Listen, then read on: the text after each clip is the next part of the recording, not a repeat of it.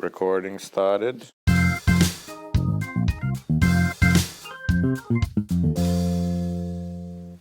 Welcome back, Union. Welcome to the second episode of the Night Union Show. Have we got news today? So let's get to it. The cornerstone of the European Union is democracy. We have come a long way considering the whole continent is named after this divine incident, including... Come on, this is not American television. Yeah. Including abduction, zoophilia, rape, and the Greek. Greeks causing trouble, sins and seas. But at least they brought us democracy, which we are still paying for since 2010. Now the questions. Democracy. Is it efficient? No. Do we like it? No. However, democracies allow us to not be dependent on totalitarian leaders in Europe. Instead of Putin's, Erdogan's, and Jong-un's, we have unknown leaders like President of the Commission JCJ Juncker. Second J is just for the Juncker, it's actually just JCJ. Overwhelmed with Brexit, elections in France, and EU critics, Juncker tries to keep things together by wild-waving his white paper plan, including 5 possible scenarios for the European future. Never heard of it? No. The following captions sum it up nicely. Sounding like a surprisingly rational couple argument after 3 kids and 24 years of marriage, 23 of which in regret, like all marriages. So, first scenario, carrying on. Simply said, except for stricter security checks in public means of transport and on borders, not much would change.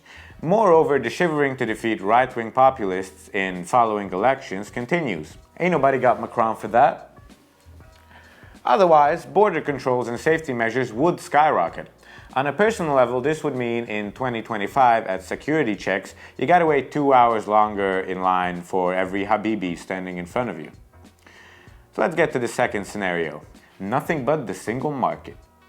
Contrary to one's belief, this isn't about singles and more about a troubled harem. Stay with me for a moment. The European Union would gradually center on a unified market. On one hand, this would further benefit free movement of capital and goods. On the other hand, every decision would need to be solved on a case-to-case basis. Simply said, the differences between countries could grow, which leads to conflicts and stricter border policy. So shout out to all the ECTS gatherers out there. The golden age of Erasmus might be over. Now go back to bitching about studying, you wimps. To finish our badly chosen metaphor and back to the troubling harem, instead of lust and romance, sooner or later jealousy and negotiations is what you will spend most of your days with. Which brings us to the third scenario. Those who want more, do more. Although this sounds like a cheesy gym poster quote, #beast mode, it brings controversy. Whether the next terrorist bombing in your city gets foiled may depend on countries wanting to work together and exchange high security information. See, this is a big deal as it divides Europe into classes. Citizens' rights and possibilities in Europe may depend on your nationality and how much your country wants to do. Leading us to the fourth scenario, which is doing less more efficiently. Not like paying pension to dead Greeks or putting commercials for deaf people on the radio. The European Union wants to deliver more efficient policies like fucking banana regulations. Ultimately, this scenario could mean more efficient work together. For example, a European Defense Union, which could have a positive impact on the EU to have one voice on all foreign policy issues. Bringing us to our fifth and last scenario, doing much more together. Remember that one friend Steve from school you used to have all those insiders with? You never really became besties, but there was always a special connection, and every now and then you think about looking him up on Facebook and asking how he's been. Well, the EU doesn't want to be Steve. It wants to stay with you and work hard on your relationship, which means a unified social, fiscal, and taxation policy. However, with further unified policy making, the EU needs more approval from member states and therefore is risking to offend national authorities. Countries, especially in Eastern Europe, detest being dictated what to do and want to remain independent in all European matters, which makes working together impossible.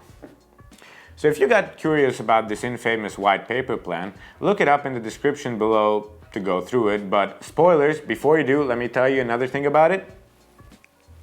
Nobody cares. Yep, I know. It makes everything I just told you completely unnecessary, which is the feeling you get reading through this white paper plan anyway.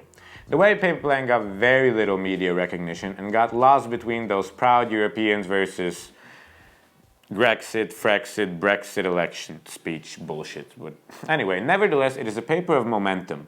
It dictates fears and possible dangers facing the EU and calls for an end of the kicking the can down the road mentality. See, this is the point where this show would start dramatic music and I would start an embarking, motivational speech in favor of the European Union. But the writers are busy at the moment, so I'm going to leave you with this philosophy from Juncker, because when it comes to the future of the EU, only one thing is certain.